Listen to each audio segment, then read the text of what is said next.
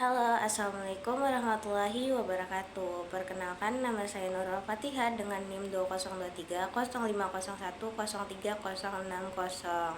dari Program Studi Manajemen Bisnis Syariah Fakultas Ekonomi dan Bisnis Islam IAIN Kendari. Video ini dibuat sebagai penyelesaian tugas akhir dari mata kuliah akuntansi biaya. Oke guys, mengapa sih biasa ada produk, cuman di produknya tuh mahal, tapi kita lihat prosesnya itu nampak sangat sederhana. Itu karena ada aktivitas tersembunyi di dalamnya yang dapat menambah biaya. Itulah yang dikupas oleh Activity Based Management. Adapun tujuan video ini dibuat untuk memahami apa sih itu ABM atau Activity Based Management. Terus apa sih perbedaan ABM sama ABC? Lalu untuk memahami manfaat dan implementasinya dalam perusahaan. Kita masuk ya, apa sih itu pengertian dari ABM? Nah, Activity Based Management adalah sebuah pendekatan manajemen yang menggunakan informasi dari Activity Based Costing untuk mengelola aktivitas dalam perusahaan secara lebih efektif dan efisien. Adapun tujuan utama dari ABM adalah mengidentifikasi aktivitas yang menambah nilai, terus juga yang tidak menambah nilai, lalu mengurangi pemulasan biaya yang tidak perlu dan aktivitas yang tidak efisien, lalu meningkatkan kinerja operasional dan profitabilitas. Baik, karena saya udah ngetek video tapi suara saya hilang, saya pakai suara aja di bagian sininya. Nah, di sini ada perbedaan ABC dan ABM. Nah, kita mulai dari fungsi utamanya nih. ABC atau Activity Based Costing, fokus utamanya adalah mengalokasikan biaya ke berbagai aktivitas dan produk secara lebih akurat. Misalnya biaya listrik, gaji, dan bahan baku. Nah, ini dialokasikan sesuai dengan aktivitas yang memakainya. Lalu fungsi utama dari ABM sendiri digunakan untuk mengelola aktivitas agar menjadi lebih efisien dan efektif dengan cara mengidentifikasi aktivitas yang tidak bernilai tambah dan memperbaikinya. Nah, yang kedua ada sifat nih. ABC itu bersifat akuntansi karena fokusnya pada pencatatan dan pengukuran biaya secara rinci berdasarkan aktivitas. Sedangkan ABM dia bersifat strategis dan manajemen karena menggunakan data dari ABC untuk pengambilan keputusan manajerial yang lebih baik. Nah, yang ketiga itu hasil akhir. ABC menghasilkan informasi biaya yang akurat dan rinci, sedangkan ABM menghasilkan tindakan yang manajerial, seperti pengurangan biaya, peningkatan kualitas, dan peningkatan efisiensi berdasarkan informasi dari ABC. Yang keempat ada ketergantungan. ABC bisa berdiri sendiri, hanya menghasilkan data biaya, sedangkan ABM itu bergantung pada ABC karena tidak bisa berjalan tanpa data biaya dari sistem ABC. Kesimpulannya, ABC itu sistem pengukuran biaya, sedangkan ABM sendiri adalah sistem manajemen yang menggunakan hasil dari ABC untuk pengambilan keputusan. Nah, dua sistem ini saling melengkapi nih, di mana ABC memberikan dasar informasi, sedangkan ABM mengubah informasi itu menjadi tindakan yang strategis. Nah, di sini kita akan membahas tujuan dan manfaat dari ABM atau Activity Based Management ini. Nah, Activity Based Management itu tidak hanya bertujuan untuk menghitung biaya, tapi juga ada beberapa. Yang pertama itu ada mengelola aktivitas secara efisien. Nah, ABM ini memastikan bahwa semua aktivitas yang dilakukan perusahaan itu benar-benar dibutuhkan dan dilakukan dengan cara yang paling efektif. Terus ada mengidentifikasi aktivitas yang tidak bernilai tambah. Aktivitas seperti koreksi berulang, tunggu-menunggu, atau kerja ganda itu tidak memberikan nilai langsung ke pelanggan. ABM berusaha menghapus atau mengurangi aktivitas seperti ini. Lalu ada meningkatkan biaya bagi pelanggan. Nah, dengan menghilangkan hal-hal yang tidak penting, perusahaan bisa fokus pada apa yang pelanggan butuhkan. Ini bisa berupa pelayanan yang lebih cepat, kualitas produk yang lebih baik, atau proses pemesanan yang lebih mudah. Oh iya, ada lagi satu, yakni meningkatkan keuntungan perusahaan.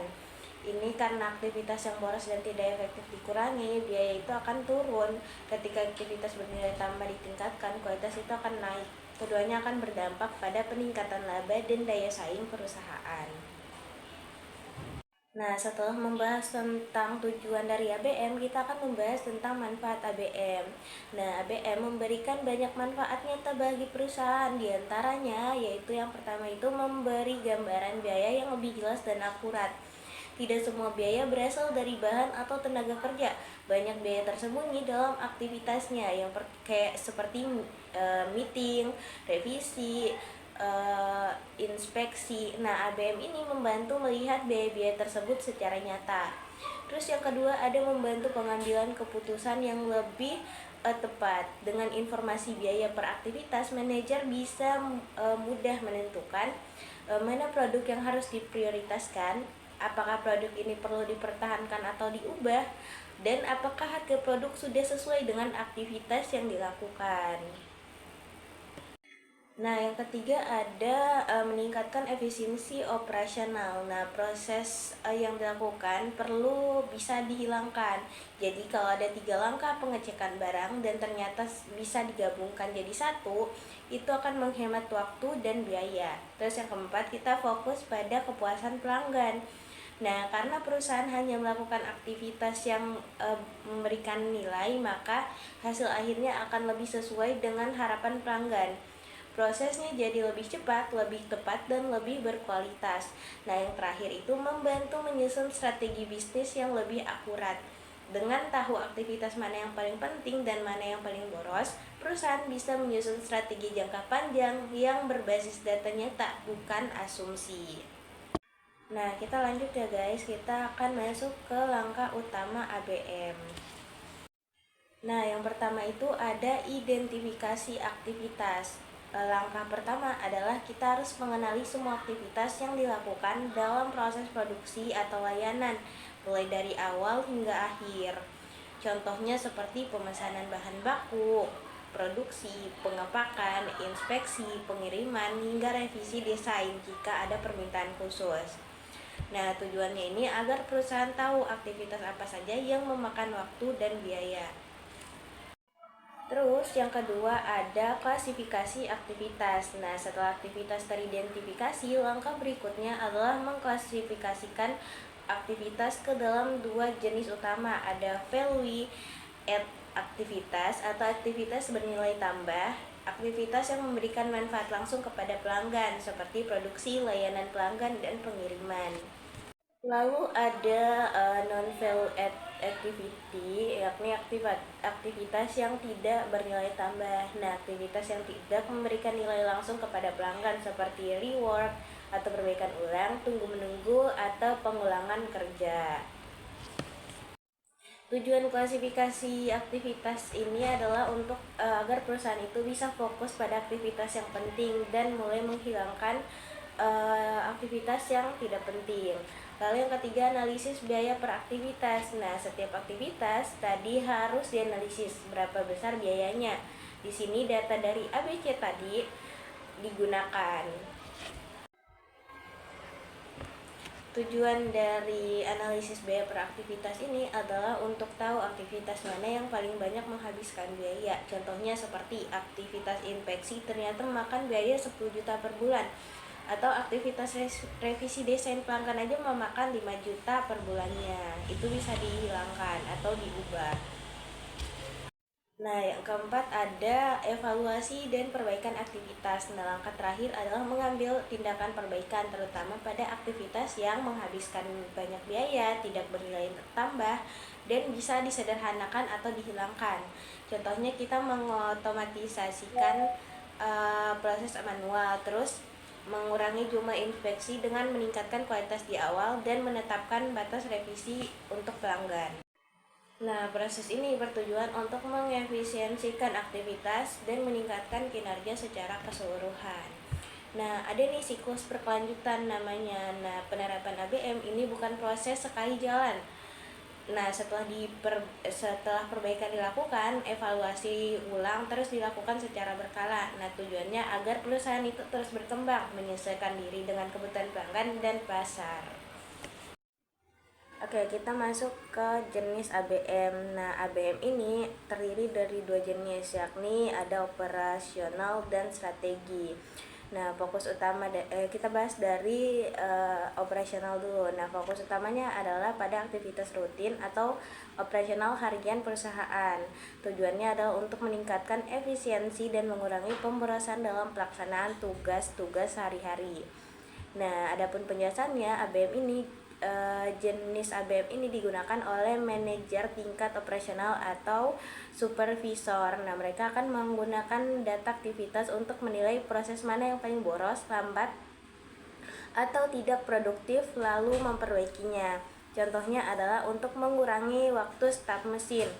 Nah, artinya jika saat memulai proses produksi suatu barang nih, proses uh, ya mesin itu harus disiapkan selama 2 jam dan itu dianggap terlalu lama, maka ABM operasional akan mencari cara mempersingkat waktu start tersebut agar efisien.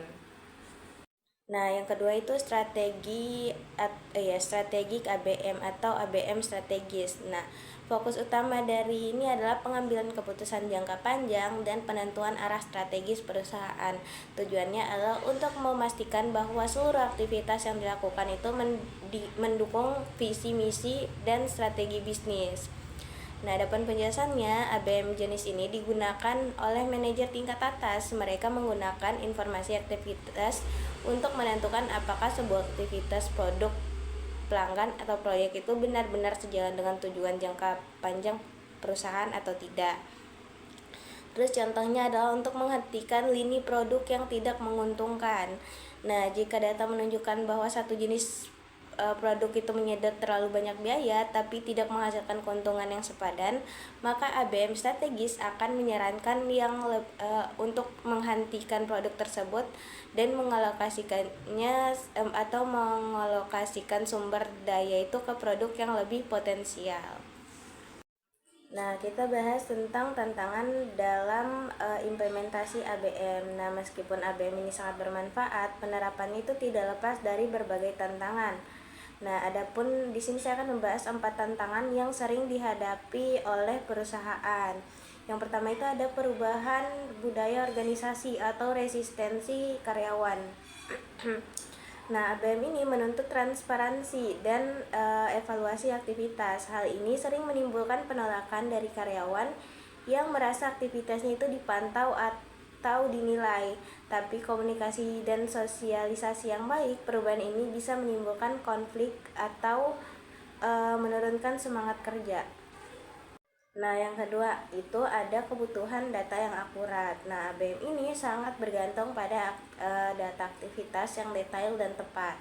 Jika pencatatan aktivitas tidak konsisten atau datanya tidak akurat,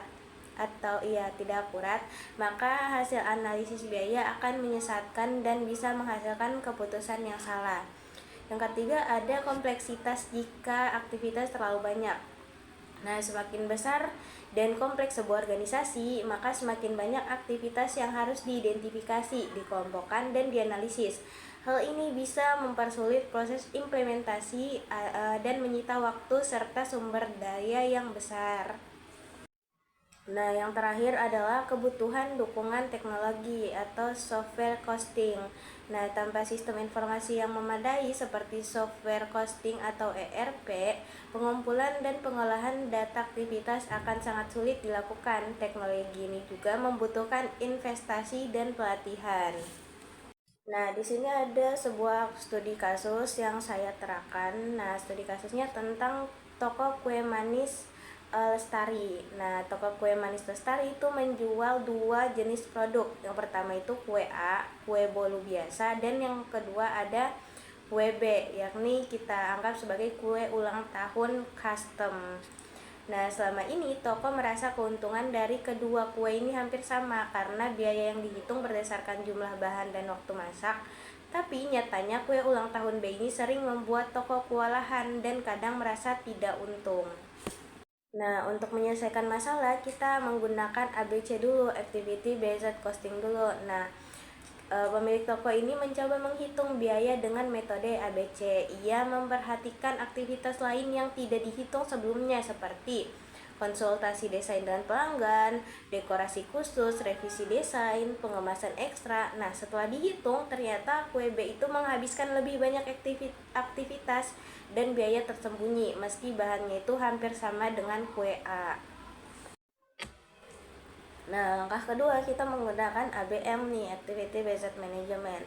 Nah, dari data ABC tadi, pemilik toko mulai menerapkan ABM, yakni yang pertama itu menyadari aktivitas itu tidak efisien, seperti revisi desain yang terlalu sering, lama waktu konsultasi. Terus diambilkan tindakan perbaikan seperti membuat template desain agar pelanggan memilih dari contoh dan tidak dibuat dari nol. Terus menetapkan biaya tambahan untuk revisi lebih dari 1 kali. Terus mengurangi waktu konsultasi maksimal itu 15 menit. Nah, sudah habis pembahasan kita kali ini. Paham nggak tentang ABM? Kalau masih kurang dipahamin, saya mohon maaf ya karena penjelasannya kurang jelas atau terlalu belibet. Baik, itu saja dari saya. Kurang lebihnya mohon dimaafkan. Wassalamualaikum warahmatullahi wabarakatuh. Dadah.